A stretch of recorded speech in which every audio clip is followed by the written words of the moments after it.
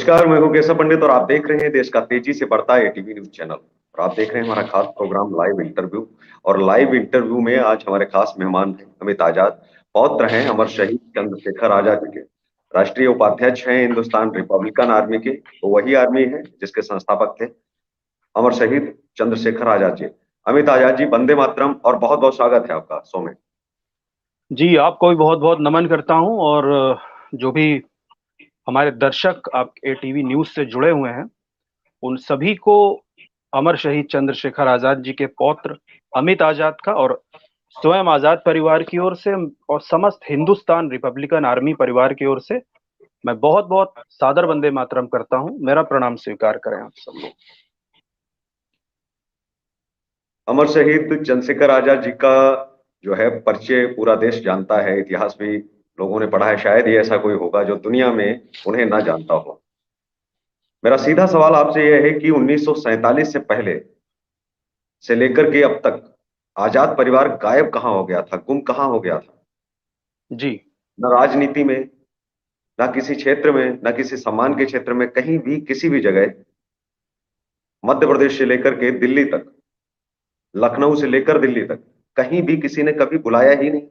सरकारें बनी बिगड़ी, लेकिन कभी भी आजाद परिवार, किसी को याद ही नहीं आया कि आजाद परिवार भी है जिसका योगदान भी है आजादी में।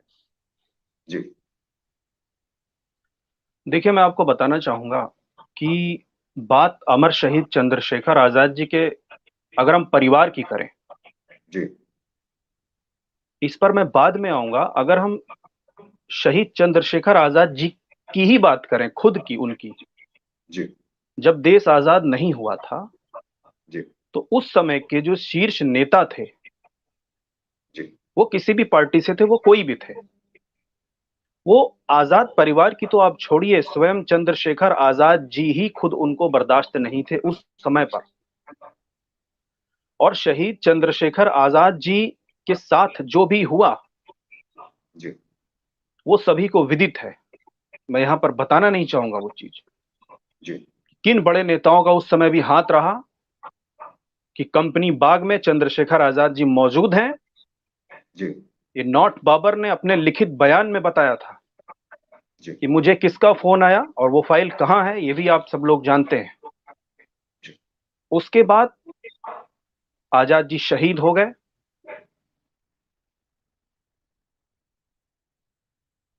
सदाशिवराव मलकापुरकर जी के यहाँ झांसी में दादी ने काफी समय बिताया।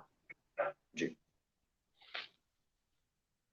चाहे शहीद भगत सिंह जी का परिवार हो, जी। चाहे वो सुखदेव जी का परिवार हो, अब हम परिवार पे आते हैं। जी। तो इन शहीदों को जब उस समय बड़े नेताओं ने अपने नाम को ऊपर करने के लिए इन शहीदों को प्लस इनके परिवारों को, ना उनको कोई सम्मान मिलने पाए, ना इनके परिवारों को मिलने पाए, उनको जमीन दोज कर दिया गया एक तरह से। जी। दूसरी कभी बात, सरकारों की तरफ से क्या कोई ऐसा पत्र मिला कि आप आमंत्रित हैं अब इस कार्यक्रम में दिल्ली के, कभी प्रधानमंत्री की तरफ से? देखिए जी। हमें अगर मिला है जी। तो ये माननीय प्रधानमंत्री नरेंद्र मोदी जी जब ने, जी। अगर मैं आज के परिप्रेक्ष्य की बात करूं जी। तो प्रधानमंत्री बनने के छठे दिन जी। हम, उस जगह का नाम पहले सेवन रेस कोर्स था, अब दूसरा हो चुका है। जी। हम सेवन रेस कोर्स के उस ऑफिस में, पीएम हाउस में, उनके सामने मेरे पूज्य पिताजी बैठे थे। हमें एक फोन आता है प्रधानमंत्री ऑफिस से जी। कि आप आमंत्रित हैं। वजह क्या है वो हमें नहीं बताई गई।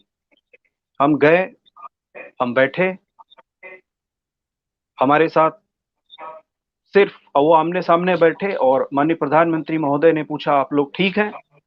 हमने कहा हम ठीक हैं, अपनी आजीविका चला रहे हैं, जैसे भी हैं। 2 मिनट की ये बातचीत हुई जिसको मैंने यहाँ आप सबके सामने रखा। उसके बाद रामलीला मैदान में इन्हीं प्रधानमंत्री महोदय ने जी। शहीद भगत सिंह जी का परिवार, जी। शहीद सुखदेव जी का परिवार, जी। शहीद राजगुरु जी का परिवार और अमर शहीद चंद्रशेखर आजाद जी के परिवार को 50,000 लोगों के सामने एक सम्मान चिन्ह दिया, जो कि शायद हम लोगों के घर में सभी के यहाँ अभी भी लगा हुआ है। मेरे कहने का मतलब ये है, सम्मान यदि मिला है तो वर्तमान सरकार है तो उसमें एक सम्मान की अगर बात करें तो हमें नहीं, आजाद जी को एक तरह से वो सम्मान मिला है, सिर्फ उन्होंने पूछा। हालांकि हम किसी भी राजनीति का हिस्सा नहीं है और ना शायद भविष्य में होंगे भी, ना अभी तक है ना थे, क्योंकि हमारा आज भी संकल्प है, हम आजाद थे, आजाद हैं और आजाद रहेंगे। और न ही किसी सरकार से हमने अपने लिए कुछ मांगा है। देश की जनता ने हमें जो दिया है, सम्मान दिया है, वो हमारे पास है। और देश की जनता यदि हमारे ऊपर, मुझे भी चंद्रशेखर आजाद जी का पौत्र समझ के एक फूल भी मेरे ऊपर फेंकती है, तो मैं ये मानता हूं वो सीधे चंद्रशेखर आजाद जी के ऊपर जाता है। जी आपने मुझे बिल्कुल। यहाँ पर बुलाया। जी, जी लोग आपसे प्यार भी, देश आपसे प्यार भी करता है, और इसीलिए कि आप जो है उनके अंशज हैं, उनके वंशज हैं, और होना भी चाहिए।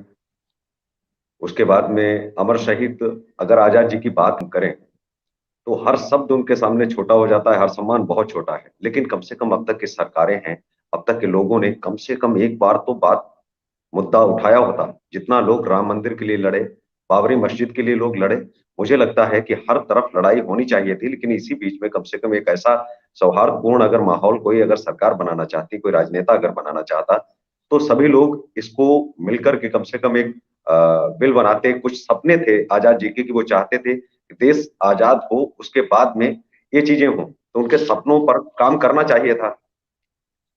बात और लड़ाइयां लगातार हो रही हैं, जहां एक तरफ अगर मनोज जब ये बोल देते हैं कि तिवारी जनेऊधारी, तो कहते हैं कि वो तो ब्राह्मणवाद की बात आप फैला रहे हैं। मेरे समझ में ही नहीं आता है कि पंडित शब्द जो लगाया है वो तो जवाहरलाल नेहरू जी ने उसको पूरा कॉपी किया हुआ था, उन पर तो कोई कभी क्वेश्चन नहीं उठाया किसी ने। डॉक्टर भीमराव अंबेडकर साहब ने पूरा जो है ब्राह्मण का, जो अंबेडकर जो ब्राह्मण होते हैं वो मराठी ब्राह्मण होते हैं, उन्होंने अंबेडकर सदैव लिखा, लेकिन वो दलित राजनेता अपने आप को लिखते रहे। लेकिन कभी आजाद जी ने तो लिखा ही नहीं अपने आगे, कभी कुछ उन्होंने कहा ही नहीं। और वो तो ये फोटो इसलिए वायरल हो गई कि उस फोटो को जब इतिहास में हम गूगल पर सर्च करते हैं, वो चाहते नहीं थे कि ये फोटो आए, क्योंकि उनकी फोटो कोई थी नहीं। तो अब कहते हैं कि एक जगह मैं पढ़ रहा था किस्सा, कितना सच है ये तो मुझे नहीं पता, लेकिन उस समय के जो उनके साथी रहे होंगे उन्होंने वो किस्सा साझा किया उनके बाद में।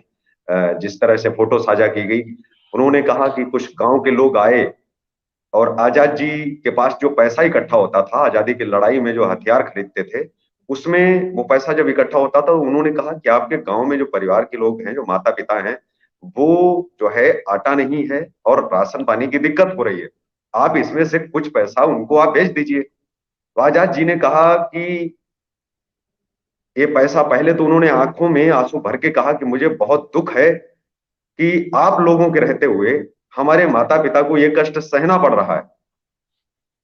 क्या वो माता पिता हमारे हैं सिर्फ? और दूसरा, उन्होंने आंखें लाल करते हुए कहा कि ये पैसा जो है वो देश की आजादी के लिए है, ये हमारे लिए नहीं है, ना माता पिता के लिए है। अगर आप उनको खिला पिला नहीं सकते तो मुझे आप जो है बता देना। उसके बाद जो दूसरा उनका किस्सा शेयर किया कि 725 लोगों को अंग्रेज अधिकारियों ने इस बात की नौकरी दे रखी थी, हिंदुस्तानियों को, हिंदुस्तान के ही लोगों को, कि उनको पहचानने के लिए, और उनका कोई काम नहीं था क्योंकि तस्वीर कोई थी नहीं, पहचानता उनको था नहीं कोई। लोग सिर्फ इतना जानते थे कि बड़ी बड़ी मूछें हैं और मूछों पर ताव देते रहते हैं, धोती पहनते हैं, तिलक लगाते हैं, तमाम तरीके की उस समय के जो लोग बातचीत करते थे कि बड़े बाल हैं, कोई कहता था बाल नहीं है, सिखा रखाते हैं बड़ी। तो इस तरीके की तमाम जो है कहते हैं बातचीत जो है चलती थी। कई अंग्रेज अधिकारियों की पुस्तकों में भी ये वर्णन दिया है कि 725 लोगों को नौकरी जो है ब्रिटिश इंडियन गवर्नमेंट ने उस समय दी हुई थी, इस बात के लिए कि उनको आप पहचानिए और उनकी आप जो है जानकारी आप दीजिए कि वो कैसे दिखते हैं तो कैसे नहीं। तो ये सबसे बड़ा प्रश्न था। उसके बाद में जो घरों की, उनके परिवारों की जिस तरीके से जासूसी करवाई गई, की गई, चाहे वो सुभाष बोस का परिवार रहा हो, तो क्या ये सरकारों को करवाना चाहिए था, वो भी प्रश्न है। लेकिन आजाद जी के सपनों पर काम करने का कितना प्रयास किया गया वो 2014 के बाद ही लोगों ने देखा। लेकिन आपसे मैं एक सवाल जानना चाहता हूं कि उन्होंने हिंदुस्तान रिपब्लिकन जो आर्मी बनाई थी, वो किन उद्देश्यों के साथ बनाई थी, कौन कौन लोग उसमें शामिल थे और क्या उद्देश्य थे? क्योंकि आजादी तक तो उद्देश्य सीमित नहीं रहे होंगे। आजादी जी ने हमेशा सोचा होगा कि देश की आजादी के बाद में हम क्या काम करेंगे, किस तरह से काम करेंगे। जी। देखिए केशव भाई, जी। जैसा कि एक विषय पर आपने अभी एक चर्चा की थी, वो शायद मुझे लगता है वो कहीं ना कहीं अधूरी रह गई। जी।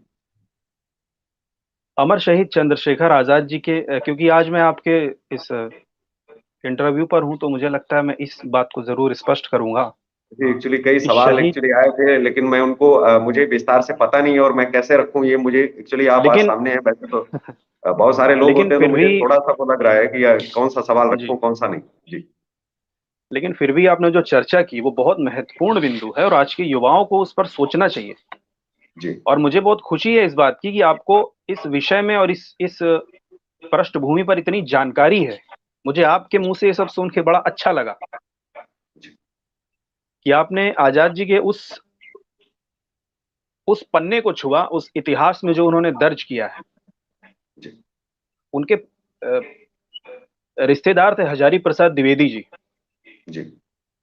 जो कि जिस समय वो काकोरी कांड किया था उसके बाद वो रह रहे थे झांसी में मास्टर साहब के यहाँ, मास्टर रुद्र नारायण सिंह जी के यहाँ पर। जी। हाँ, रुद्र सिंह। मास्टर रुद्र नारायण सिंह जी, बीते दिनों में मुझे वहां पर जाने का सौभाग्य भी प्राप्त हुआ। जी। वहीं पर उनके पास हजारी प्रसाद द्विवेदी जी आए और उनसे कहने लगे कि माँ का हाल ठीक नहीं है, जी। आप जाइए उनके पास। और पिताजी भी आपको ढूंढा करते हैं, उनके हाल बुरे हैं और आर्थिक स्थिति बद से बदतर है। जी। तब चंद्रशेखर आजाद जी ने उनसे कहा, और जिस हॉल में कहा था वो हॉल जी। आज भी झांसी में, जो झांसी का किला है उसके पीछे ही गली मास्टर साहब के घर की है, वहां वो हॉल आज भी मौजूद है। जी। कभी अ, कोशिश करूंगा कि उस जगह आपका ये चैनल जाए एक बार नहीं, बिल्कुल मैं भविष्य भी में। कोशिश करूंगा कि मैं पहुंचूं वहां ऐसी जगह, क्योंकि ये तो जी पवित्र स्थल है। एक बीच में टोकना आपको चाहता हूं कि किसी कवि ने बहुत दो लाइनें मार्मिक कही कि जहां शहीदों के सोनित की एक बूंद भी गिरती है, मंदिर मस्जिद से भी पावन हो जाती वो धरती है। तो ये मंदिर मस्जिद जो है वो लाख कुर्बान हो जाते हैं जहां पर उनके पैर रज तक पड़ जाते हैं। तो वो तो कृष्ण भगवान जैसे पैर पड़े, तो वैसे इन शहीदों के, इन वीरों के कम हैं लोग। लोगों को मुझे लगता है कि वहां माथा झुकाना चाहिए। वहां से बहुत कुछ सीखने को मिलेगा और बहुत कुछ पढ़ने को। लेकिन कभी बताया ही नहीं जाता है कि वो कहाँ कहाँ रहे हैं। उनके वो जी धार्मिक स्थल ही नहीं बताए जाते। तो धार्मिक स्थल हैं जहां वो रहे हैं। चंद्रशेखर आजाद जहां रहे हैं वो धार्मिक स्थल ही बन गया। कहते हैं कि जहां पग पड़ जाए, जहां रज पड़ जाए क्रांतिकारियों की, वो धार्मिक स्थल में ही बदल जाते हैं। उन्हें घर कहना मुझे नहीं लगता। लेकिन उनकी जानकारी कभी किसी तक पहुंची नहीं, बहुत कम लोगों को है और बहुत कम लोगों तक पहुंची है। आसपास के लोग भी बहुत कम जानते होंगे। मुझे लगता है कि अगर 10 किलोमीटर का दायरा आप ले लें, उसके बाद में बहुत कम लोग जो है उसको समझते होंगे, इतनी बड़ी जी चीजों को, बिल्कुल सही। जिन्हें उन्हें बहुत बड़े स्तर तक समझना चाहिए। जी। नहीं, बहुत उत्तम विषय आपने लिया है और मुझे इस पर आमंत्रित करके, और मैं जी। बहुत प्रसन्न भी हूँ कि हमारा जो पत्रकारिता जगत है वो कहीं जी। ना कहीं क्रांतिकारियों के विषय में भी लोगों को जागरूक करने के लिए तत्पर है। और तत्पर होना इसलिए चाहिए क्योंकि हमारी ये विरासत है। देखिए, जी। हमारी संस्कृति, हमारी विरासत, जी। यही है हमारे पास और यही भारतवर्ष के पास है। जी। इसी वजह से भारतवर्ष आज पूरे विश्व में पूजा जाता है जी। कि हम अपनी संस्कृति के संवाहक हैं। हम अपनी 1,96,98,53,122 वर्ष पुरानी संस्कृति के संवाहक हैं। इतनी पुरानी संस्कृति ऑन गूगल भी किसी देश की नहीं है जितनी पुरानी संस्कृति हमारे इस भारतवर्ष की है, इस धरा की है। जी। और उसी संस्कृति को संजोने का प्रयास, जी। इस पर मैं आया हूं, मुझे बोलने का मौका मिल रहा है। मुझे जी, लगता है ये रुद्र जी बात, ने जब मास्टर रुद्र नारायण जी ने जब उनसे कहा, तो फिर क्या हुआ आगे? फिर क्या कहा? उन्होंने यही कहा। जी।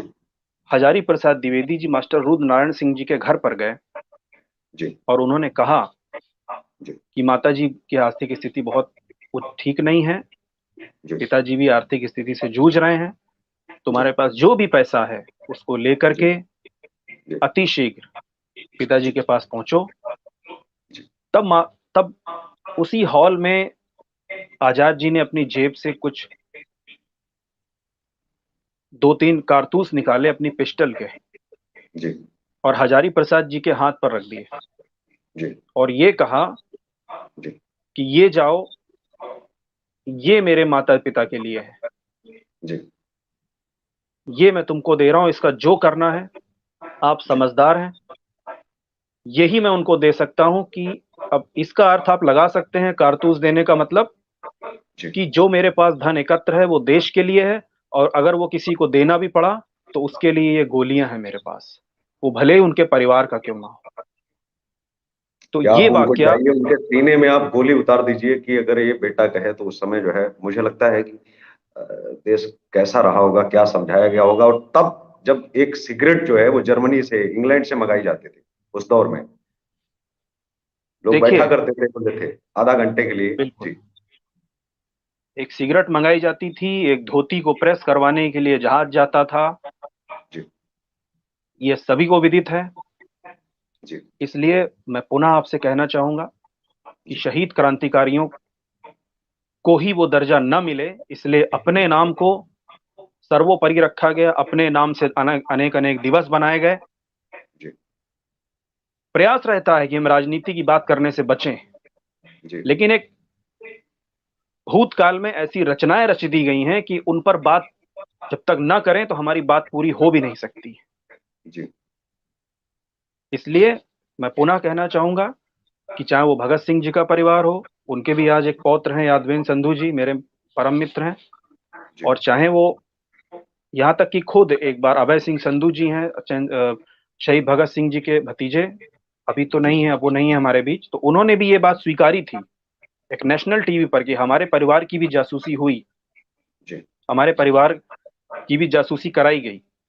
जी और जैसा आपने अभी मुझसे पूछा कि HRA के बारे में भी आपने पूछा, तो मैं आपके चैनल से मैं बताना चाहूंगा, ये हमारा भी सौभाग्य है कि जी वही हिंदुस्तान रिपब्लिकन आर्मी जो सचिंद्र नाथ सान्याल और शहीद चंद्रशेखर आजाद जी ने मिल करके निर्माण की थी, जिसमें पंडित राम प्रसाद बिस्मिल जी, पंडित शहीद अशफाक उल्ला खान जी, ठाकुर रोशन सिंह जी, ये जी सारे ही लोगों ने मिल करके इसी संगठन के बैनर के तले काकोरी कांड को अंजाम दिया।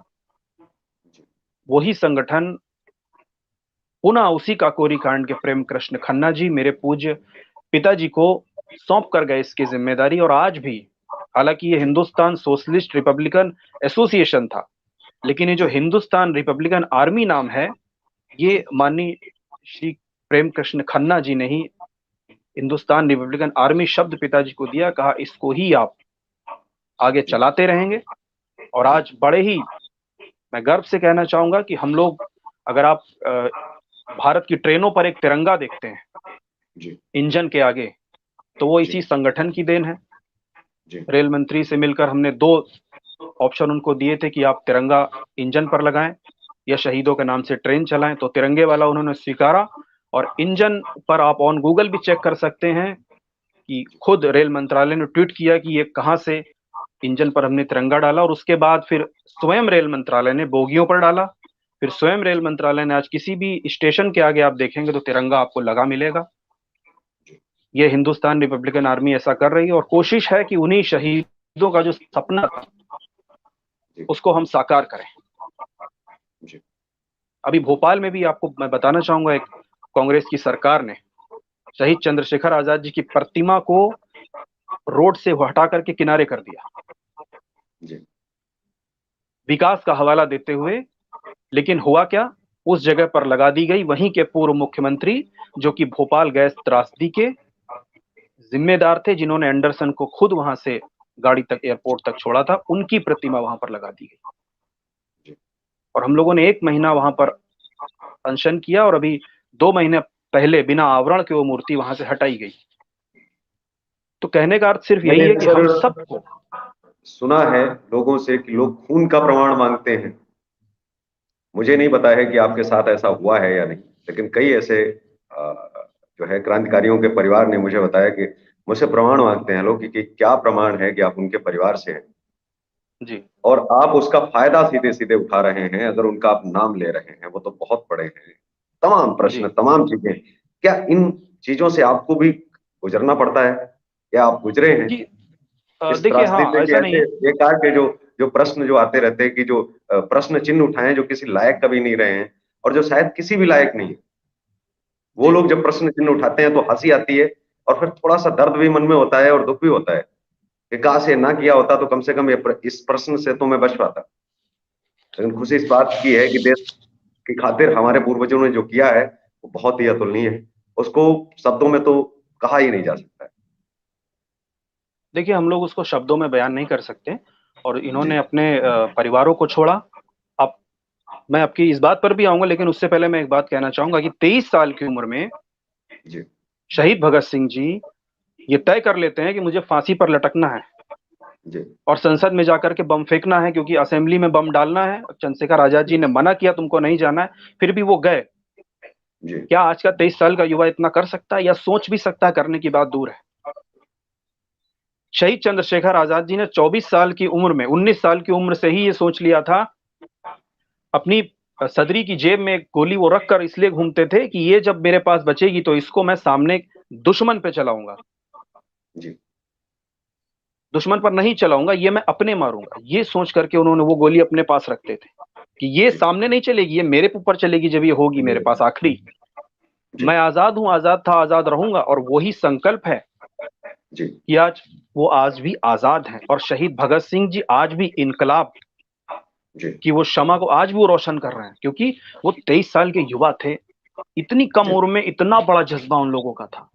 तो जी, कहने की बात, जैसा आपने कहा, हम लोग वहां तक शायद उस शमा को, उस मशाल को, उस दिए में हम आपके शो के जरिए से या जगह जगह जो कार्यक्रम होते हैं उसमें हम तेल डाल के उसको बराबर जला सकते हैं, उसमें तेल डालने का काम कर सकते हैं। लेकिन हम दूसरी कोई शमा ऐसी नहीं जला पाएंगे जिंदगी में जितनी बड़ा वो काम कर गए, इस देश को जी। आजाद करके हमें दे गए। और बस हमें उस आजादी को संजो करके रखना है। दुनिया में तमाम तरीके की प्रतिज्ञाएं हर युग में हुई जी हैं, लेकिन कलयुग की सिर्फ एक ही प्रतिज्ञा है जो महान प्रतिज्ञा है। क्योंकि हर युग में देवताओं ने ही प्रतिज्ञाएं की हैं, तो मुझे लगता है कि वो देवता ही थे, इसीलिए बिल्कुल। देवअंशी ही थे, तभी वो प्रतिज्ञा। नहीं तो एक आम आदमी के लिए ये प्रतिज्ञा कर पाना कि मैं जिंदा नहीं पकड़ा जाऊंगा, खुद को गोली मार लूंगा, ये मैं बहुत वही बड़ी प्रतिज्ञा होती है, एक भीष्म प्रतिज्ञा। जी,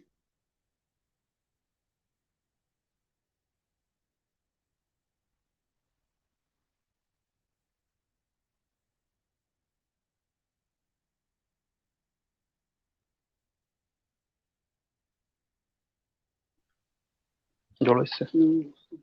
जी, जी। मैं मेरी आवाज मिल रही है आपको? बिल्कुल आपकी आवाज आ रही है। जी। मैं पुनः बताना चाहूंगा, वो मास्टर साहब जी का जो घर है वहां से थोड़ी दूर पर चौकी है सामने। जी, आजाद जी मास्टर साहब को सिर्फ दिखाने के लिए रोज वहां से टहल कर मूंछों पे ताव दे के चले आते थे कि देखो मुझे कोई जानता तक नहीं, जी, मुझे कोई नहीं पहचान पाता है। जी, क्योंकि आजाद, गुलाम भारत में एक ही आजाद था, वो थे चंद्रशेखर आजाद जी। जी, उनको किसी ने देखा ही नहीं था। जी, और यही फोटो वाली एक बात, मैं बात पर आऊंगा, लेकिन उससे पहले मैं एक चीज और स्पष्ट कर दूं। आपने सवाल पूछा था मुझसे, जी, शहीद चंद्रशेखर आजाद जी के बारे में आपने कहा कि लोग पूछते होंगे अक्सर जी, कि आप परिवार के हैं या नहीं हैं। देखिए, जी, पहले तो मैं बता दूं, जो भी शहीद परिवार हैं आज, कुछ जी, लोग कहते हैं शादी की कि नहीं की। जी, वो देखिए, चंद्रशेखर आजाद जी, शहीद भगत सिंह जी या राजगुरु या सुखदेव, ये सब अविवाहित थे, इन्होंने किसी ने विवाह नहीं किया। जी, आज जो भी परिवार है वो सब भाइयों से हैं। जी, जैसे कानपुर का मैं पीछे जाना चाहूंगा, कानपुर में एक भौती गांव है, कानपुर देहात में। जी, वहां पर पंडित टीकाराम तिवारी, प्रकांड ब्राह्मण, जी, उनके पंडित राम भरोसे तिवारी, पंडित सीताराम तिवारी, जी, सीताराम तिवारी जी बाद में जहां पर उनकी ससुराल थी बदरका में, वहां चले आए। जगरानी जी, देवी जी से उनका विवाह हुआ, उससे पहले गोविंदा देवी जी से विवाह हुआ। फिर जी, 1899 में एमपी चले जी, गए, मध्य प्रदेश में, जहां पर झाबुआ में, जो कि आज चंद्रशेखर आजाद नगर है, वहां पर जी, अमर शहीद चंद्रशेखर आजाद जी का जन्म हुआ। उससे अलीराजपुर। पहले अलीराजपुरा में, उससे पहले सुखदेव, उनके बड़े भाई आजाद जी के, जिनका जन्म जी, यहाँ बदरका में ही हो गया था। अच्छा। सुखदेव जी जी को गोद में लेकर 1899 में यहाँ से वो झाबुआ चलेगा और वहां रहे, और रहेगा यहाँ पंडित राम भरोसे तिवारी, जो आकर के मलियाबाद, जहाँ का आम जी पूरे विश्व में मशहूर है, वहां पर जी रहने लगे आकर, जिनके परिवार से हम लोग चल जी रहे हैं। पंडित महावीर प्रसाद तिवारी, पंडित लक्ष्मण तिवारी, ये पूरा परिवार पीछे से राम के नाम पर ही चला है, रामायण के नाम पर ही चला है। जी पंडित सीताराम तिवारी, पंडित राम भरोसे तिवारी, पंडित महावीर प्रसाद तिवारी, पंडित जी लक्ष्मण तिवारी, पंडित अंजनी तिवारी। जी महावीर प्रसाद तिवारी जी के जो पुत्र हैं वो हमारे पिताजी हैं, पंडित सुजीत आजाद तिवारी, जो कि चंद्रशेखर आजाद जी के भतीजे हैं। जी वो उनका आपके मैं पिताश्री हैं। जी। उनका मैं बेटा हूं, और मैं उस कारण ही तो आजाद जी हमारे। अलीराजपुर के बाद में फिर कहाँ परिवार जो है गया, क्योंकि इलाहाबाद जो है कैसे पहुंचे? नहीं, हम लोग तो देखिए लखनऊ में हैं, और यही मैंने आपको जैसा बताया, मलिहाबाद जो जगह है, जी मलिहाबाद में ही हमारा जो पंडित राम भरोसे, हमारे परदादा सीताराम तिवारी जी जी के जो भाई थे, वो जी मलिहाबाद में ही रहे हमेशा। और वहां से फिर हम लोग लखनऊ के रकाबगंज में आ गए। जी और जो हमारे जो पंडित राम भरोसे तिवारी जी के अगर हम पोतों की बात करें, तो हमारे पिताजी को मिलाकर के कुल आजाद जी के 14 भतीजे हैं। वो लखनऊ में ही आपको मिलेंगे, कुछ बरेली में हैं, दो तीन। जी तो कुछ अपना अपना नौकरी में थे, जैसे हमारे दादा रेलवे की नौकरी में रहे हमेशा।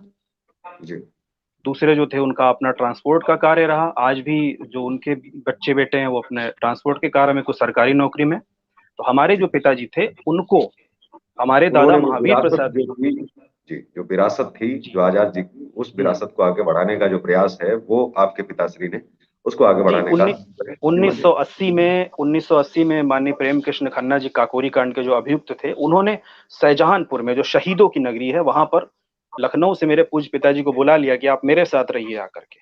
जी और वहीं पर मेरा भी सौभाग्य रहा कि खिरनी बाग, जहाँ पंडित राम प्रसाद बिस्मिल जी का घर है, आज भी है, वहीं जी मैं पला बड़ा। उन्हीं प्रेम कृष्ण खन्ना जी की जीप से मेरा भी स्कूल आना जाना हुआ। जी तो ये हमारा अब तक का इतिहास रहा है, जो मैंने आपके सामने रखा। लेकिन चंद्रशेखर आजाद जो है वहां से कैसे, अलीराजपुर से जो है उनका जो सफर रहा वो इलाहाबाद और झांसी कैसे किस तरीके से रहा, कुछ आप, क्योंकि जी आपके देखिए। दादा ने और जो लोग रहे होंगे परिवार में बताया होगा कुछ ना कुछ ऐसी जी बातें जो किताबों में तो नहीं होंगी, लेकिन वो परिवार को सिर्फ केवल मालूम होती हैं कि विरासत के रूप में जो चलती चली आती हैं कि ये ऐसा रहा वैसा रहा, जो जी एक जी। के बाद में एक करके। जी कुछ ऐसा किस्सा, देखिए जो किस्से जो अनसुने हैं और जिन्हें आप जो है सुनाए, क्योंकि दर्शक भी ये सुनना जो है चाहते हैं, क्योंकि उन किस्सों को अगर आप साझा करेंगे तो किताबों में हर चीज संभव नहीं है, क्योंकि वो तो एक जी। पूरी ग्रंथ है, उन पर जितना लिखा जाए, जितना कुछ कहा जाए, बहुत कुछ छूट जाएगा। देखिए मैं भी असल में मेरा भी ये सौभाग्य रहा है कि मेरा भी जो वास्तविक में क्रांतिकारी थे, जी परिवार से तो हूँ, अलग बात है, लेकिन जो जिन्होंने उस दौर को जिया है, जी जो शहीद चंद्रशेखर आजाद जी के साथ, जी जो उस समय पार्क में मौजूद थे अंतिम समय तक, जी मैंने अपने ही जीवन काल में उनको सुना है, उनसे चीजें सुनी है। जी किताबों की तो अलग बात है, जब उन्होंने, उनके ही मुंह से मैंने आज, अगर आप मुझे देखें, मेरे ये ग्रे सदरी में पहनता हूँ हमेशा, स्लेटी कलर की। हाँ जी बिल्कुल। तो ये इसीलिए मैं दूसरे कलर नहीं पहनता हूँ, क्योंकि ये शहीद चंद्रशेखर आजाद जी को बहुत प्रिय कलर था। प्रिय कलर। ये जी उनका प्रिय रंग था। उनकी जो सदरी होती थी वो इसी कलर की होती थी, इसीलिए मैं आज भी ये कलर पहनता हूँ। जी ये एक बात। जी दूसरी बात, सुखदेव राज से ही, हालांकि किताबों में तो लिखा है कि आजाद जी ने कहा था कि मैं आजाद हूं, आजाद रहूंगी, मेरा संकल्प है, लेकिन जी ये बात भी कि अंतिम गोली मेरे ही लिए है, सिर्फ सुखदेव राज जी को ही उनकी बात पता थी। जी ये सुखदेव राज जी के मुख से मैंने सुना। जी दूसरी बात, मैं पीछे जाना चाहूंगा, आपने दूसरी बात पूछी कि, जी देखिए सबसे पहले तो मैं बताऊंगा, आजाद जी भावरा से सबसे पहले तो वो महाराष्ट्र चले गए थे, मुंबई में। अच्छा। वहां वो बहुत दिन रहे। जी उसके बाद फिर वे झांसी में आए, वापसी की उन्होंने, जी जहां से उन्होंने एक ड्राइवर भी बने एक सेठ के यहाँ, यहाँ तक कि उस सेठ को कभी उनके बारे में पता नहीं चला कि ये चंद्रशेखर आजाद जी ही हैं। आजादी है, और उस समय कोई ये आइडेंटिफिकेशन भी नहीं कोई होता था कि नहीं आप कागज आप जमा कर दिए करिए, या दस्तावेज कुछ इस प्रकार का था नहीं पहले चलन ये। कोई कोई दस्तावेज नहीं था। और जी बलराज नाम के साथ वो वहां पर रहे, उनका नाम बलराज था उस समय जब वो वहां पर थे। अच्छा। हाँ, उसके बाद आपने जो झांसी के पास एक जगह है, सतारा नदी के किनारे जी जहाँ वो मंदिर बनाकर रहे, आज भी वो कमरा है, वहां पर आप जा सकते हैं। हालांकि सरकारों को उतना ध्यान देना चाहिए, नहीं दिया है, ये भी एक विडंबना है, जितना देना चाहिए। हालांकि जितना अभी दिया है इस जी दौर में, जी उसके लिए सरकार को शुभकामनाएं हैं, जी। लेकिन लेकिन वो अगर ये जगह अभी भी। यही अगर इतना ही समय और इतना वक्त अगर ये शुरुआत से दिया गया होता तो आज इतिहास कुछ और होता और युवाओं में जो सोच होती वो कुछ और होती। देखिए, बिल्कुल आपने सही कहा, इतना ही अगर शुरू से दिया होता। लेकिन मैं फिर कहना चाहूंगा कि कोशिश की गई कि एक ही परिवार का नाम रहे, एक ही व्यक्ति का नाम रहे, कि दूसरा कोई कुछ है ही नहीं, भले ही उसने अपनी जान दे दी हो, अपने जी प्राणों को न्यौछावर कर दिया हो, सिर्फ एक जी ही परिवार रहे। यही आज तक मनाया गया। लेकिन देर से जो भी ईश्वर करता है वो अच्छा हुआ कि अब कम जी से कम एक आजादी का अमृत महोत्सव तो चल रहा है, जिसमें कम से कम नाम तो लिए जा रहे हैं। जी मैं बिल्कुल। भी सरकार के कई कार्यक्रमों में गया जिसमें कम से कम आजाद जी के बारे में बताना होता है, भगत सिंह जी के बारे में बताना होता है। तो ये बड़े अच्छा है कि भारत जग रहा है, और जी अच्छी बात यह है पत्रकारिता के माध्यम से जग रहा है। आपके चैनल के माध्यम से भी आपने भी इस विषय को आज लिया, ये बहुत उत्तम विषय है।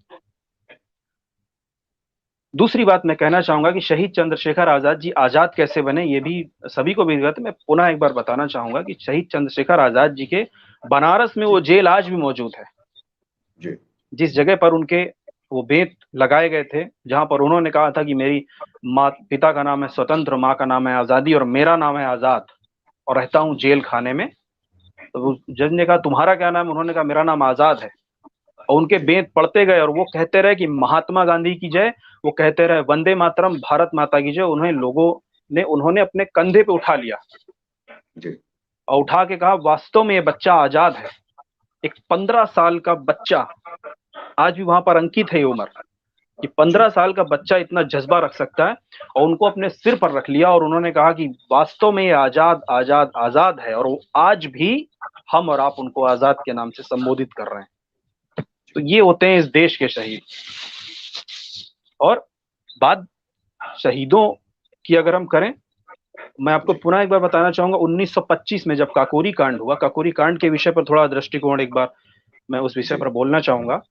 जी शाहजहांपुर में एक मीटिंग बुलाई गई जिसमें कि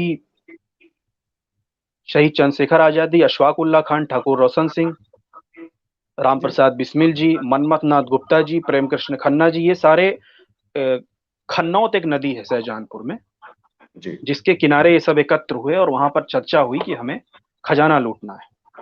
घटना है। हालांकि इस जी पर अशफाक जी तैयार नहीं हुए, जी उन्होंने कहा ये हम नहीं कर सकते। तो पंडित जी ने कहा, बिस्मिल साहब ने, कि देखिए हमें खजाना लूटना है, और जब हमने अपना ये निश्चय कर लिया है कि हम अपने प्राणों तक को त्याग सकते हैं, तो लूट मार जी करना तो अलग की बात है। और ये ये तो लूट बहुत लूट साधारण सी नहीं बात है और होगी। ये करना पड़ेगा। जी जी, उन्होंने कहा ये लूट लूट नहीं होगी, ये सिर्फ अंग्रेजी हुकूमत की चूले हिलानी है हमको, ये जी बता करके कि तुम ही सर्वोपरि नहीं हो। ईंट का जवाब पत्थर से देने वाले आज भी इस भारतवर्ष में रहते हैं। जी और उन्होंने सहारनपुर एट डाउन पैसेंजर को रोका, काकोरी स्टेशन से वो सब चढ़े। जी मैं आपको बताना चाहूंगा, जी शायद काकोरी कांड 7 अगस्त को ही हो जाता, शायद जी 8 अगस्त को ही हो जाता, अगर उनके सामने से वो ट्रेन न गुजर गई होती। क्योंकि जी हमारे क्रांतिकारियों को ये पता ही नहीं चला कि यही वो ट्रेन है जिसे हमें लूटना है। उसके बाद मैं आपको जी बताना चाहूंगा, काकोरी कांड के समय जो सबसे छोटी उम्र के थे, मनमथ नाथ गुप्ता जी, जी उनकी ड्यूटी लगाई गई बिस्मिल जी साहब ने, कि आप पता करेंगे कौन सी ट्रेन है, तब हम उस पर धावा बोलेंगे। उसके बाद लखनऊ से 14 किलोमीटर पैदल रेलवे लाइन के किनारे किनारे मनमथ नाथ गुप्ता जी ने 2 दिन पैदल चल करके देखा कि कौन सी जगह है, कहाँ पर ट्रेन रोकनी है, कौन सी वो गाड़ी है। तब वास्तविकता में उन्होंने ही बताया कि ये ट्रेन है, इसी को हमें लूटना है, और इस जगह पर आउटर 2 किलोमीटर पर हमें रोकनी है, जहां पर वो आज स्थान बना हुआ है काकोरी स्मारक। कभी आपका जी चैनल वहां भी जाकर उसको कवर करेगा तो अच्छा रहेगा। बिल्कुल। तब हमारे शहीद वहां से चढ़े काकोरी स्टेशन से, और उस दिन भी जी उसमें भारी मात्रा में सशस्त्र बल तैनात था अंग्रेजी हुकूमत का। जी लेकिन बिस्मिल साहब ने अशफाक जी को उंगली दिखा दी जी कि चेन खींच दो, जो होगा देखा जाएगा। और देखिए क्रांतिकारियों का जज्बा कि वो सशस्त्र बल ट्रेन से उतरा ही नहीं, वो अपने अपने केबिनों में दुबक गया जब तक ट्रेन पूरी लूट नहीं ली गई। ट्रेन पूरी नहीं, जो खजाना था उसको जब तक पूरा लूट नहीं लिया गया। हालांकि एक व्यक्ति इसमें हताहत हुआ था, वो भी अपने ही किसी कारण से। जी और उसके बाद 7:25 पर जब वो बक्सा किसी से नहीं टूटा, जी तब अशफाक जी ने, जो कि उसमें बहुत लंबे चौड़े थे, उन्होंने अपने हथौड़े से जी 10-15 प्रहार किए, वो बक्सा खुल गया था। और वहां से सब इधर जो चौक एक एरिया है लखनऊ में, वहां आकर के एक छेदीलाल धर्मशाला है आज भी, जी उस छेदीलाल धर्मशाला में सब आए और सामने वाला कमरा लिया, क्योंकि उसमें खिड़की, आज भी खिड़की है वहां पर, ताकि हम देख सकें कहां पर क्या हो रहा है। वहां से फिर अपने अपने गंतव्य को सब गए। दूसरे दिन का जो अखबार था वो आग उगल रहा था कि ये महात्मा गांधी से सवाल किया गया कि ये आपकी अहिंसावादी है, ये आपके युवक है अहिंसावादी, आप तो अहिंसा की बात करते हैं। तब उन्होंने एक बयान जारी किया था कि ये कुछ सिर फिरे युवक हैं, मेरा इन युवकों से कोई लेना देना नहीं। और यही वो वाक्य था जहां से क्रांतिकारियों की और जो सरकार है की राहें अलग विचारधारा अलग हो और चुकी दशा दोनों बदल गई। वो नरम दल और गर्म जी दल में जो है अलग अलग जो है बदले। जी जी बिल्कुल। आप जो है जिस तरीके से कह रहे हैं कि अगर शुरुआत से कहीं ना कहीं नरम दल का भी योगदान रहा है, लेकिन जो नरम दल के साथ जितनी नरमी बरती गई, उतनी अगर गर्म दल के साथ नरमी बरती जाती तो ना तो उन अंग्रेज अधिकारियों को ये झेलना पड़ता, क्योंकि अंतिम में उन्होंने ये कभी नहीं कहा कि इनकी वजह से हमें मिला है। उन्होंने लास्ट में बस जो गर्म दल की वजह से ही ये देश छोड़ना पड़ रहा है ये भी लिख दिया।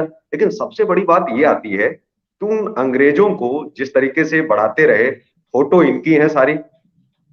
अमर शहीद चंद्रशेखर आजाद जी की तो कोई फोटो है ही नहीं किसी अंग्रेज अधिकारी के साथ में।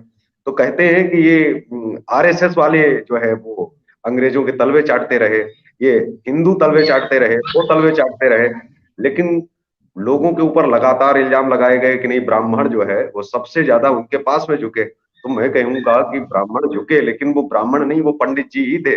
पंडित जो अपने आप को सबसे पहले लगाते थे, जवाहरलाल नेहरू जी, कभी उनके ऊपर कभी किसी ने कोई ऑब्जेक्शन किया? एक फोटो पर नहीं। आप इडविना के साथ में देखिए, आप तमाम लोगों के साथ में फोटो बैठकर जाते हुए, हंसते हुए। एक भी क्रांतिकारी पूरी आजादी में हंसा तक नहीं, हमेशा गंभीर रहा। परिवार उसका ऐसी स्थिति में रहा जो ये समझिए कि उनको गोली तक निकालने की और देने की, और कि आप उनको खत्म कर दीजिए, मैं समझूंगा कि मेरा परिवार था ही नहीं। अनाथ होना स्वीकार हो गया कि अनाथ हो जाऊंगा, वो ठीक है, लेकिन देश को अनाथ नहीं होने दे सकता, देश को ऐसी जगह नहीं छोड़ सकता। लेकिन जो आप जिस तरह बताते हैं कि जो उनके साथी थे, तो ये जो अंतिम शब्द जो लिखे जाते हैं, जिन पर कहा जाता है, उन्होंने कहा कि माँ बस मुझे माफ करना, मैं साथ नहीं दे पाया। जब ये हम लोग फिल्मों में जब एक नाट्य रूपांतरण के तहत भी देखते हैं तो आंखों में आंसू आ जाते हैं और खून खौलने लगता है, रोंगटे खड़े हो जाते हैं। तो उस समय ये शब्द निकले तो होंगे ही, क्योंकि एक आजादी का मतवाला अगर इतना बड़ा शब्द नहीं बोले तो आजादी के लिए वो दौड़ रहा था, ये तो सब निकलना ही था, होना ही था। लेकिन जो हुआ, क्या हुआ, किस तरह हुआ, वो तो सभी ने देखा। उस पर कोई शब्द नहीं आज तक जो है बोल रहा, ना कोई जांच उसके बाद में बिठाई गई, जासूसी कराई गई, जांच नहीं बिठाई गई।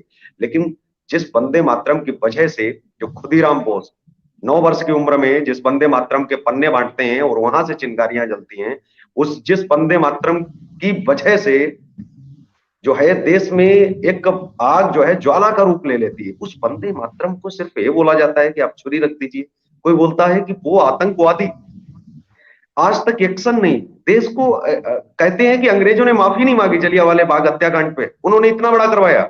मैं कहता हूं देश के अंदर जिन्होंने इतना बड़ा शब्द बोल दिया उन्होंने माफी नहीं मांगी। अंग्रेज तो बहुत दूर की बात रही। इंग्लैंड क्यों? इंग्लैंड तो बाद में माफी मांगेगा, इंग्लैंड तो बाद में उठता है। कि हमारे देश के जो अंग्रेज हैं वो कम माफी मांगेंगे, जिन्होंने ये सब चीजें हर रोज बोलते रहते हैं। उन्हें कोई ऐसा बिल नहीं आना चाहिए क्रांतिकारियों को चोट पहुंचाए, जो देश की अस्मिता को पहुंचाए, देश की आस्था को चोट पहुंचाए। और किसी भी क्रांतिकारी को चोट अगर पहुंचाता है तो उसको कठोर सजा का प्रावधान होना चाहिए या नहीं? और अगर नहीं तो फिर कैसा संविधान, कैसी आजादी? फिर तो चाहे जो करो। अगर एक महाराज जी बोल देते हैं कि गांधी जी कुछ आगे अब शब्द लगा करके, तो उनको रात में ही उठवा लिया जाता है। ठीक है, किसी पर नहीं बोलना चाहिए, लेकिन किसी क्रांतिकारी पर नहीं बोलना चाहिए, उसमें वीर सावरकर भी तो आते हैं। मतलब आप दिन रात कर सकते हैं, राहुल गांधी जी दिन रात बोलते रहते हैं उनके ऊपर, तो वो चलेगा, ठीक है। तो आज जो है, आज का जो दौर है, जो संविधान में जो नए बिल नहीं आने चाहिए, जिससे देश की, राष्ट्र की अस्मिता जो खतरे में है, वो खतरे में नहीं दिखाई देती है। इनको संविधान खतरे में दिखाई देता है, इनको कुर्सी खतरे में दिखाई देती है, इनको लोकतंत्र भी कभी कभी खतरे में दिखाई देने लगता है। कुछ कहेंगे आप? देखिए, मैं यही कहूंगा जी कि जब वो कहते हैं कि मैं सावरकर नहीं हूं जो मैं माफी मांगूंगा, जी ठीक है, तो पहले तो उन्हें पता करना पड़ेगा आप वास्तव में सावरकर नहीं हैं, जी, और आप क्या, आपकी पीढ़ियां भी सावरकर नहीं हो सकती, हो क्योंकि सकते, जी सावरकर बनने के लिए सेल्युलर जेल में एक बार जाना पड़ेगा और वहां पर जाकर देखना जी पड़ेगा कीड़ों से युक्त दाल, जी दूर देश जहां पर वीराना था, दिन रात कोड़े लगाए जाते थे, तलवारों पर खड़ा किया जाता था, जी तब बनते हैं सावरकर। और भगवान करे इस देश में सावरकर एक नहीं 1000 पैदा हो, क्योंकि मैंने आपके भी शब्द अभी सुने, जी एक पत्रकार और एक जर्नलिस्ट के मुंह से जो शब्द हैं क्रांति की रसधारा को लेकर के, इतने सुंदर मुझे लगे। ये होना चाहिए। और उन लोगों से मैं पुनः कहूंगा कि सावरकर एक नहीं, सावरकर यहां पैदा होते रहेंगे। और अगर वो हिंदुत्व की बात करें, वो परिप्रेक्ष्य और था। उस समय सिर्फ और सिर्फ हमें आजादी चाहिए थी, और वो हमारे शहीदों ने ठाना था कि इसे हम ले करके रहेंगे। उन्होंने लिया, भले इसका श्रेय कोई भी ले, कोई भी कहे कि बिना तलवार के साबरमती के संत तूने कर दिया कमाल, दे दी हमें आजादी बिना खड़क बिना ढाल। मैं मानता हूं महात्मा गांधी जी की वजह से हमें आजादी मिली, लेकिन शहीद चंद्रशेखर आजाद जी की पिस्टल से निकली हुई गोली भी बेकार नहीं गई थी, और शहीद भगत सिंह जी की फांसी भी बेकार नहीं गई थी, और सावरकर जी ने जो बलिदान सेलुलर जेल में दिए हैं वो भी बेकार नहीं गए और न कभी जाएंगे। कोई कितना भी कहे, लेकिन जो इतिहास है वो अपनी गवाही खुद देता है। समय और वक्त अपने आप अपना हिसाब देता है, किसी को बताने की जरूरत नहीं होती कि कौन क्या है। इसलिए मैं पुनः कहना चाहूंगा कि जो लोग, जो पार्टियां अपने बैनरों के ऊपर शहीद चंद्रशेखर आजाद, भगत सिंह, अशफाक उल्लाह खान, ठाकुर रोशन सिंह, इन सब के चित्र लगाते हैं, वो लगाने के साथ साथ कम से कम उनके लिए क्या हमें करना है ये भी सोचें। जैसा कि आपने ही, मुझे अभी मेरी चर्चा हुई थी तो आपने भी मुझसे बताया कि इन शहीदों का सम्मान कहाँ है। जो आज की वर्तमान सरकार कर रही है पहले क्यों नहीं हो गया, या जो कर भी रही उससे ज्यादा क्यों नहीं कर रही है। शहीदों को शहीद का दर्जा सरकार को नहीं देना चाहिए, देना चाहिए। हालांकि मैं नहीं मानता कि कोई शहीद का दर्जा देगा तब आजाद जी या भगत सिंह जी, अशफाक उल्लाह खान जी ये शहीद होंगे, क्योंकि जनता इन्हें शहीद मानती। इस देश की जो नींव है वो इन्हें शहीद दिल से मानती है। इसलिए कोई दर्जा देने की आवश्यकता नहीं है, पर सरकार ने ऑथेंटिक रूप से, संवैधानिक रूप से इन्हें दर्जा देना चाहिए। और जैसा कि आपने कुछ शब्द कहे कि यहाँ की पूर्व सीएम मायावती जी ने जब चंद्रशेखर आजाद जी को आतंकवादी बोला तो उनके खिलाफ क्यों नहीं कार्रवाई हुई। निश्चित रूप से होनी चाहिए। और एक बहुत बड़ी बात है जो आपने भी कही, शायद मुझे भी कहना चाहिए था, कि एक ऐसा बिल आना चाहिए कि क्रांतिकारियों के ऊपर जब कोई शब्द बोलता है, अभी एक संत ने जब बोल दिया उनको तो जेल हो गई, उनका क्या होगा। तो हमारे क्रांतिकारियों के ऊपर जो अपशब्द बोले जाएं उनके ऊपर भी शीघ्र कार्रवाई हो, ऐसा एक संविधान में विदित होना चाहिए और ऐसा एक बिल आना चाहिए निश्चित रूप से। इसका मैं भी बहुत बहुत एटीवी न्यूज के माध्यम से केशव भाई का भी समर्थन करता हूं पुरजोर तरीके से। क्योंकि देश के अंदर लोग जब ये देखते हैं कि कोई कुछ भी बोलने लग जाता है, तो लोगों की आदत पड़ जाती है, लोग फिर कुछ भी बोलने लगते हैं। जब एक जी मुस्लिम धर्म का एक बहुत बड़े तबके का नेता जब ये आकर के कहता है कि आप हमारी गर्दन पर आप चाकू रख दीजिए, तलवार रख दीजिए, हम वंदे मातरम नहीं बोलेंगे। वंदे मातरम है क्या, ये आज तक कभी किसी को पता ही नहीं चला। माँ की वंदना है, चीजें हैं ये बोलने से। और जबकि वो क्रांतिकारी भारत माता की जय बोलते आए, वो क्रांतिकारी जो मुस्लिम क्रांतिकारी थे उन्होंने भी भारत माता की जय के नारे लगाए। वो कौन थे? बिल्कुल बिल्कुल। उन्होंने तो कभी नहीं कहा कि आप मुझे जो है, आप मेरी गर्दन पर आप तलवार रख दीजिए, लेकिन भारत माता की जय नहीं बोलूंगा, लेकिन आजादी दूंगा। आज जो ये चिल्ला रहे हैं कि हमें इससे चाहिए आजादी, मोदी से चाहिए आजादी, बीजेपी से चाहिए आजादी, हमें ब्राह्मणवाद से चाहिए आजादी, हिंदू से चाहिए आबादी, मैंने कई बार कहा है कि जहां दलितों को लेकर के देश के अंदर ये चीजें फैलाई जा रही हैं, सिखों में दलित जो हैं वो क्या ब्राह्मणों की देन है? ईसाइयों में जो दलित हैं वो क्या ब्राह्मणों की देन है? जो मुस्लिम दलित जो बोले जाते हैं वो क्या ब्राह्मणों की देन है क्या? और दूसरा सबसे बड़ा विषय ये है कि जो कई बार जो है हमने कहा है कि जब भी क्रांतिकारी की बात आए तो क्रांतिकारियों के साथ में जो ये फोटो कई तमाम लोग लगा देते हैं, लगाते हैं, जो छोटी सी फोटो लगाते हैं वो नहीं लगानी चाहिए। फोटो लगाते हैं लेकिन दो शब्द नहीं बोलते हैं, शुरुआत भी पार्टी से होती है और खात्मा भी पार्टी पर ही हो जाता है। तो जहां से जय, पार्टी की जय से शुरू होते हैं और पार्टी की जय पर ही खत्म होते हैं। ना कोई अमर रहेगा नारा आता था। मैं जब बचपन में पढ़ा करता था तो स्कूल में हमारे जो है सरस्वती ज्ञान मंदिर में जब मैं जाता था तो वहां सुबह सुबह पहले वंदे मातरम होता था, फिर उसके बाद में जो है वहां राष्ट्र गीत के बाद में जो है जो नारे लगवाए जाते थे, तो उनको भी हम लोग जो है कहते थे और रोज याद भी हो जाता था। उसके बाद में हम लोगों को पढ़ाया भी जाता था, बताया भी जाता था। भोजन मंत्र से लेकर के तमाम विधि और खाने पीने से लेकर के हर तरीके जो है बताए जाते थे। आज मिशनरी स्कूलों में क्या हो रहा है, वहां आप जो है कान्हा के जन्मदिन को, कृष्ण के जन्मदिन को मनाने के बजाय आप 25 दिसंबर पर है, कोई दिक्कत नहीं, आप मनाइए। लेकिन मैं ये कहता हूं कि दो चीजों में जहां हम क्रांतिकारियों की भी बातें जोड़ते हैं, जिसमें सुभाष चंद्र बोस ने भी कहा था, ईद के दिन, जैसे मान लिया कि ईद है, मैं किसी भी धर्म पर नहीं बोल रहा हूं, अगर ईद आई है तो क्या एक हिंदू दूसरे हिंदू को ये बोलता है कि ईद की बधाई, ठीक है। लेकिन मैं वहीं पर आ जाता हूं कि दिवाली आई, दिवाली त्योहार सभी का फिर होना चाहिए। एक मुसलमान दूसरे मुसलमान को क्या ये बोलता है कि दिवाली की बहुत बहुत शुभकामनाएं आपको भाईजान? नहीं बोलता है। होली आती है तो क्या एक ईसाई दूसरे ईसाई को बोलता है कि हैप्पी दिवाली? नहीं बोलता है। हिंदू को भले बोले लेकिन वो आपस में कभी नहीं बोलते हैं। हिंदू जिस तरीके से बोलते, चाहे वो ईद हो, बकरीद हो, 25 दिसंबर हो, उनसे ज्यादा, अपनी चीजों से ज्यादा उसके बारे में मालूम होगा। दूसरी चीज है कि जब भी बात डोनेशन की आती है तो हर चीज पर दे देंगे, लेकिन उनको एक फंड जो है, पार्टियों के अकाउंट नंबर तो लोगों को पता है, जो साल में शायद मुझे लगता है 50 बार 500 बार शेयर करते होंगे कि इसमें आप पैसा दान कीजिए, अगली सरकार आप बनाइए। लेकिन आपको उन क्रांतिकारियों के परिवारों के कोई भी अकाउंट नंबर याद नहीं है। लोग कहते हैं उनके परिवार को क्यों छोड़ा जाना चाहिए और उनमें क्यों परिवार में उनकी छवि देखनी चाहिए। मैं कहता हूं इसलिए देखनी चाहिए, जब कृष्ण भगवान के मंदिर में जहां उनके पग पड़े थे, जहां उनके पैर पड़े थे, जहां वो खेले थे, तो अब तो नहीं खेल रहे हैं ना, तो हम उनमें कृष्ण ढूंढने की कोशिश कर तो रहे हैं। उससे हमें संतुष्टि मिलती है, दिल को सुकून मिलता है ये करके कि कम से कम भगवान यहाँ रहे थे और हम भी कुछ पल यहाँ गुजार रहे हैं, तो हमारे मन को शांति मिलती है। आपने कहा कि हमारे दादाजी इस कलर को बड़ा सम्मान देते थे और वो उन्हें बहुत प्रिय था। आप इसलिए नहीं, आपको कौन सा कलर प्रिय है ये आप अपना कलर भूल गए, ये भक्ति आपकी है। अपने दादा के प्रति से भक्ति भी कहा जा सकता है कि आपने कहा कि जब हम ये कलर पहनते हैं तो आपके मन को शांति मिलती है। आप देखते हैं कि शायद वो कहीं से भी मुझे देख रहे होंगे, ये मेरे ऊपर गर्व थोड़ा कर रहे होंगे कि हमारे बच्चे हमारी चीजों को फॉलो कर रहे हैं। तो ये है कि एक संतुष्टि मिल जाती है। जैसे आज आपसे बात की तो हमें लगता है कि हम उस खून से बात कर रहे हैं, उस परिवार से बात कर रहे हैं, मन को तसल्ली मिलती है।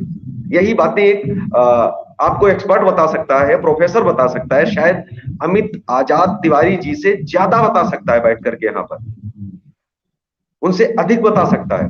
लेकिन वो संतुष्टि नहीं मिलेगी मुझे उनके बारे में जान करके कि वो जब उनके परिवार का, उनका अंश है, उनका रक्त आकर के जब वो शब्द बताता है तो देश उससे जो प्रभावित होता है, मुझे संतुष्टि मिलती है कि मैं कहीं ना कहीं एक ईश्वर के अंश से मिला हूं। तो मुझे ये लगता है कि मैं उनमें ईश्वर खोजने की कोशिश क्यों ना करूं। मुझे लगता है कि हर व्यक्ति को खोजने की कोशिश करनी चाहिए, उन पर प्रतिस्पर्धा का कोई विषय नहीं होना चाहिए, किसी को आगे ले जाने की कोशिश नहीं करनी चाहिए। जो व्यक्ति जहां पर है उसका वो स्थान कोई उससे छीन नहीं सकता। बस हमें इमेजिन करना चाहिए कि अगर मैं भी लंदन में पढ़ा होता और उसके बाद में हम क्रांतिकारी बने होते, वो कौन से क्रांतिकारी हम होते? हेलीकॉप्टरों में आने वाले, ठीक है। और एक क्रांतिकारी जहां हमें नाम छुपाना पड़ता, वेश बदलना पड़ता, वो भी ऐसी जगह की ऐसी एक निर्दयी और निर्मम सरकार जो गलती हम करें तो हमारे पूरे परिवार को फांसी पर लटका दे, ऐसी सरकार के बीच में क्रांति की लड़ाई लड़ना, वो भी तब जब एक पैसा जेब में ना हो।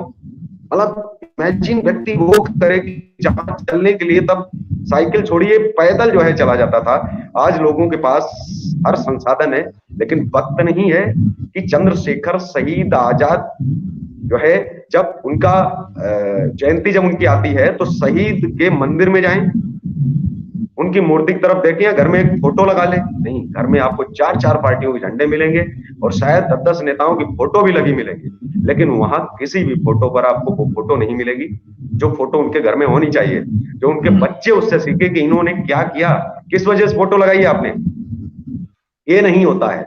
हिंदुओं में मैं कहता हूं कि हिंदू ही नहीं, हिंदू मुस्लिम सिख ईसाई सभी को अपने अंदर देश प्रेम जगाना होगा। उनको साबित नहीं करने की जरूरत है, वो अपने घर में ये चीज दिखाएं कि हमने इसलिए बेटा ये फोटो लगाई है। क्या 1000 रुपए 500 रुपए के तो लोग सिगरेट पी करके फूंक देते होंगे, ड्रिंक में चले जाते हैं, इधर उधर चले जाते हैं, पैसा खर्च कर देते हैं। मैं कहता हूँ एक फोटो 200-300 रुपए की भी आती है, आप घर में नहीं लगा सकते। अरे हम तो बूढ़े हो चुके हैं, हम ना उससे सीख पाए, हमारे बच्चे तो हमसे सवाल पूछेंगे कि ये फोटो लगी है, और गर्व से कहेंगे ऐसे कि जब पूछो पर ताव देंगे, कहेंगे ये थे हमारे पूर्वज जिन्होंने देश आजाद करवाया, जिन्होंने ये कहा। उनके मन में ये नहीं रहेगा कि नहीं अभी आजाद तिवारी ये बात बोले, नहीं, हर व्यक्ति जो है आजाद है, ये वो कहें कि हम उनके भी वंशज हैं, हम भी वंशज हैं, ये देश को कहना चाहिए। दुर्भाग्य है कि स्कूलों में जो शिक्षा व्यवस्था है उसे बदलने की आवश्यकता थी, बदला नहीं गया। सरकारी संस्थाओं में जहां पढ़ाने की आवश्यकता थी वहां पढ़ाया नहीं गया, बताया नहीं गया, सिर्फ केवल एक चैप्टर बना दिया गया, अध्याय, एक अध्याय, और उसका नाम रख दिया गया शहीद चंद्रशेखर आजाद। बस केवल एक अध्याय 2 पन्नों का, और उसके बाद में बाकी पन्ने आपकी लड़ाई के कि आपने क्या लड़ा और आपने क्या बताया। आप हर बार दिखाते हैं चीजें, आप हर बार बताते हैं कि ये किया गया, उन्होंने ये पत्र लिखे, अंग्रेजों को पत्र लिखा पंडित जवाहरलाल नेहरू जी ने कि आप देश में ज्यादा दिन रह नहीं सकते। ये धमकी थी या उनको सूचना थी, ये समझ में नहीं आता। इसको तो कोई एक बच्चा 3री क्लास का ये बता देगा कि आप तो एजेंट कौन था जो सूचना दे रहे थे कि आप ज्यादा दिन रुक नहीं सकते, अब देश में क्रांति शुरू हो गई है। कौन सी क्रांति? आप तो नरम दल के थे, आप कौन सी क्रांति कर रहे थे? ये सूचना आप दे रहे थे, सीधे सीधा लग रहा है, आप उनको धमकी नहीं दे रहे थे। धमकी वो होती है जब काकोरी का कांड होता है, धमकी वो होती है जहां बम डाले जाते हैं, जो भगत सिंह एक योजना के तहत डालते हैं कि डरिए, हम आपको डरा सकते हैं और आपको निकलना होगा, हम आपको क्षति नहीं पहुंचाना चाहते। हमारा उद्देश्य आपको मारना नहीं है, हमारा उद्देश्य है हमारा हक लेना, हमारे हक के लिए लड़ना, और लेकर के रहेंगे हम। ये अमित आजा साहब, बस मैं तो इतना ही बस बोल पाऊंगा। बाकी आप जो है दर्शकों को और कुछ आप साझा करना चाहते हैं तो आप उन चीजों को आप जो है साझा करें। जी, बहुत अच्छे शब्द थे आपके, और मैं पुनः वही कहूंगा जो मैंने अभी कहा था कि जागरूकता हमारे देश में लानी होगी, वो पत्रकारिता जगत के माध्यम से, हम लोग जो प्रयास कर रहे हैं शहीद परिवारों के माध्यम से, और जब तक जो आपने भी कहा, और ये मैं भी ऐसा कहता हूं कि हमें अपने अंदर वो भावना जगानी होगी। हम दूसरों को, जिन्होंने जो गलतियां की उसको छोड़ते हैं, या सरकारों ने की उसको छोड़ते हैं। आज हमें क्या करना है? हम वर्तमान हैं, हम क्या कर सकते हैं? हम रोना रोने के लिए, शायद आजाद जी भी कह देते भाई मुगलों ने लड़ा, अब आजाद, अब ठीक है, जो चल रहा सब सही है। जो ऐसे लोग थे कि सब सही चल रहा है, उनकी वजह से ही देश गुलाम हुआ, और शायद सब जो सही चल रहा था वही अपना नाम लेकर के बैठे भी रहे आज तक। इसलिए मैं कहना चाहूंगा कि यदि हमारी आग की बातें हैं तो जीवन भी आग होना चाहिए, जीवन में वो दिखना चाहिए। ऐसा ना हो कि बातें तो हमारी आग की हैं पर जीवन राख समान। इसलिए जैसा आपने कहा, और हमारे घरों में भी शहीदों के फोटो होने चाहिए, शहीदों के बारे में हर प्रकार से हो, ताकि हमारी आने वाली जो पीढ़ी है, मैं आपको बताना चाहूंगा कि इसी संदर्भ में जो उन्हीं शहीदों द्वारा बनाया गया संगठन था हिंदुस्तान रिपब्लिकन आर्मी, पूरे देश में आज भी इसमें बहुत कम है, बहुत ज्यादा नहीं, पर बहुत क्रांतिकारी युवक इसमें जुड़े हुए हैं। और इसी लखनऊ से, जहां से मैं लाइव हूं, यहीं से 4 किलोमीटर दूर हम एक प्रतिमा जो कि जी, करारा जवाब होगी ऐसे लोगों को जो ये कहते हैं कि शहीद चंद्रशेखर आजाद जी आतंकवादी थे। जी। करारा जवाब होगी उन लोगों को जो ये कहते हैं मैं कि आपसे एक पंडित मुझे मैं रोकना चाहूँगा, मैं एक आपसे जानना चाहता हूँ, देश में नाम कोई भी व्यक्ति कुछ भी रख सकता है अपना। जी मैं ये जानना चाहता हूँ कि जो चंद्रशेखर आजाद रावण नाम रखा, क्या उद्देश्य था? पूरा नाम, कॉपी, क्षति नहीं पहुंचाता? ये देखिए कुछ बिल्कुल व्यक्ति का क्षति नाम आप पहुंचाता रख लेते हैं, मैं अपना नाम कल को सुभाष चंद्र बोस भी फिर कर सकता हूँ। आगे महानायक, आजादी के महानायक नेताजी सुभाष चंद्र बोस पूरा नाम कर सकता हूँ अपना फिर तो। अगर ये संभव है तो ये भी संभव है। मेरा नाम है, कितना भी लंबा करूं, आधार कार्ड पे पढ़ना भी चाहिए। कल को मैं अपने आप को महात्मा गांधी घोषित कर दूं कि भाई महात्मा गांधी हूं, कुछ भी देश में, और वो भी खुश। रावण भी नाम लगा लिया, वो भी एक आजाद नाम के आगे एक रावण शब्द लगाना। एक मैं कुछ कह नहीं सकता कि एक ऐसी जगह पर बैठा हूं जहां केबीसी में ये तो पूछा जाता है कि अकबर की शादी किस हिंदू रानी से हुई थी, किस हिंदू राजकुमारी से हुई थी, तो प्रश्न आता है जोधा। लेकिन कभी उसी केबीसी में कभी ये नहीं पूछा गया कि अमर शहीद चंद्रशेखर आजाद जी का जन्म कब हुआ था, या भगत सिंह जी का जन्म कब हुआ था, या उनको फांसी कब हुई थी, या उन्होंने गोली कब मारी। कभी शहीदों से जुड़े हुए कभी भी केबीसी में प्रश्न नहीं आते हैं, क्योंकि पैसा इंग्लैंड से भी लग रहा है, पैसा अमेरिका से लग रहा है, लेकिन उनका पैसा कम लग रहा है। वो कभी नहीं ये बोलेंगे कि आप मत रखिए, लेकिन ये जो जो नाम जो रख के ये जो पैसा जो आ रहा है ये ना हो जाए। ये जो देश के लोग जो हैं, जो गर्व से क्रांतिकारियों को बहुत कुछ बोल जाते हैं, और चाहे जो कुछ भी, मतलब देश में आप कुछ भी कर सकते हो, कुछ भी नाम रख सकते हो उसके आगे, और उसको अपमानित कर रहे हो हर रोज। जब मन किया तो आपने रावण हटा लिया, मन किया तो आपने फिर लगा लिया। बोले अभी कुछ दिन के लिए मैंने रावण लगाना बंद कर दिया है आजाद के आगे। आजाद रावण थे क्या? देश ने कितनी बार जवाब मांगा? देश में तमाम हिंदू संगठन है क्या? किसी संगठन ने जवाब मांगा है क्या? लिख करके कोर्ट को किया है क्या? देश के अंदर कभी आपने कभी एक शब्द नहीं निकाला कि आजाद के आगे रावण, और ये अपमान कैसा? जो इसका शुरुआत से नाम है वो नाम क्या है इसका असली? पूरे देश को गुमराह कर रहा है। कल को सुभाष चंद्र बोस के आगे अगर कोई अपना नाम जो है राणा प्रताप अकबर रख ले, कैसा नाम हुआ अजीब सा? क्या आप एक अलग सा आप माहौल पैदा कर रहे हैं, और वो भी आप स्वीकार कर रहे हैं? कैसा देश है, कैसी शिक्षा है हमारी? क्या हम स्वीकार कर रहे हैं? शहर से क्या बात है, चंद्रशेखर आजाद रावण है, आजाद रावण। मतलब आप पूरा नाम आप इस तरीके से गरिमा को आप ठेस पहुंचा रहे हैं, वो भी सीधे सीधे क्रांतिकारियों को। कहना क्या चाहते हैं? आपको ब्राह्मणों से तो आपको लगाव है नहीं, लेकिन एक सनातनी ब्राह्मण जो कि उन्होंने भले न कहा हो लेकिन उनके संस्कारों में था, एक रामायणी परिवार, एक रामायणी नाम जो पूरी दुनिया के लिए बहुत बड़ा नाम है। ईश्वर के नाम के आगे आप इस तरीके की छेड़खानी कर रहे हैं, और हिंदू संगठन चुपचाप बैठे हुए हैं। मैं तो ये कहता हूं कि किस चीज के हिंदू संगठन भाई? आप इतने बड़े नाम से छेड़खानी हुई और आपकी आंखों के सामने हो रहा, आपको दिख नहीं रहा? शर्म नहीं आती आपको? कौन सी एफआईआर करोगे? किन चीजों के लिए आप तलवारें और ये घंटियां बजाते घूम रहे हैं? देश के अंदर ही इतना बड़ा काम हो रहा है और मेरी आंखों के सामने सामने हो रहा है, और बिल्कुल पूरा साफ दिख रहा है। एक व्यक्ति चुनाव लड़ रहा है, चुनाव आयोग में जा रहा है, हर चीज पर कोई ऑब्जेक्शन नहीं। किसी सरकार ने कभी ध्यान ही नहीं दिया, किसी व्यक्ति ने ध्यान नहीं दिया, कोई सवाल नहीं उठा किसी चैनल पर। और गर्व से पूछते हैं आपने रावण किस लिए लगाया, हंस करके पूछते हैं। मतलब कुछ भी, आपको आजादी है तो कुछ भी आप करेंगे। कोई व्यक्ति ये बोलता है कि हमारे वंदे मातरम नहीं बोलूंगा, आप तलवार रख दो, बस उसकी तर्ज पर आप कुछ भी करते चले जाते हैं। कैसा संविधान, कौन से कानून है? मैं तो इस बात से कभी कभी हैरान रह जाता हूं कि देश में लोगों को दिखाई नहीं देता या देखना ही नहीं चाहते। उस पर बोलना ही पड़ेगा, लोगों को आना पड़े, उनके परिवार को आना पड़े कि हमें अपने सम्मान के लिए आपको लड़ना पड़े, कि हम अपने सम्मान के लिए लड़ेंगे। तो फिर आप उनके लिए लड़ कब रहे थे? फिर वो तो आपके लिए लड़े, तब तो उन्होंने कभी नहीं बुलाया कि नहीं आप अपने पिताजी को भेजिए, वो आजादी की लड़ाई लड़े, नहीं तो लड़ेंगे मैं उनको लटका दूंगा। ऐसा तो उन्होंने कभी नहीं कहा। उन्होंने कहा कि देश के लिए मैं लड़ रहा हूं, और उनके नाम के साथ इतना बड़ा अपमान। आप उनकी पूजा तो कर नहीं सकते, और हालांकि आप उनका नाम आप जरूर खराब कर रहे हैं। देखिए केशव भाई ऐसा है, और देश में योगी वो जी जो की व्यक्ति सरकार, मैं तो निवेदन करता हूं कि सरकार को अभी तक दिखना चाहिए, और बहुत बड़ा प्रश्न है, उठना चाहिए। कहीं ना कहीं कचोटता है, दर्द पहुंचता है कि आप एक इतना बड़ा खिलवाड़ कर रहे हैं, और उन कानों के सामने जो बुद्धिजीवी बोले जाते हैं, जो अपने आप को बुद्धिमान बोलते हैं, किसी बुद्धिमान का ध्यान गया ही, आकर्षित ही नहीं हुआ। गया तो होगा, सोचा तो होगा। जी, अमित आजाद साहब। देखिए, जिस तरह से आपको इस नाम को जिस तरह से वो व्यक्ति अपने आगे लगाता है, जिस प्रकार से आपको पीड़ा होती है, उसी जी, प्रकार से देखिए, ये बात जायज है। जी, बहुत सारे लोगों को इस पर आपत्ति होनी चाहिए थी। आपत्ति है बहुत जी, लोगों को, वो मुझे बताते भी हैं। हमारे आचार्य संगठन के राष्ट्रीय सचिव हैं शैलेंद्र मिश्रा जी, वो इस पर कानूनी कार्रवाई भी जल्द ही करेंगे।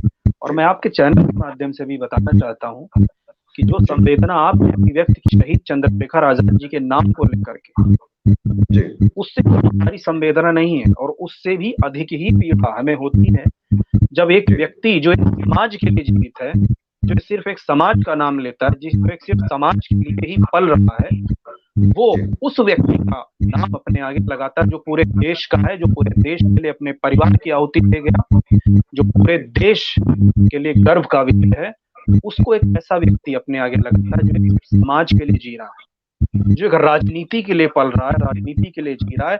और शर्म तब आती है जब वो व्यक्ति से पूछा जाता है कि आप शहीद चंद्रशेखर आजाद, चंद्रशेखर आजाद आपका नाम कहां से आया, क्यों है?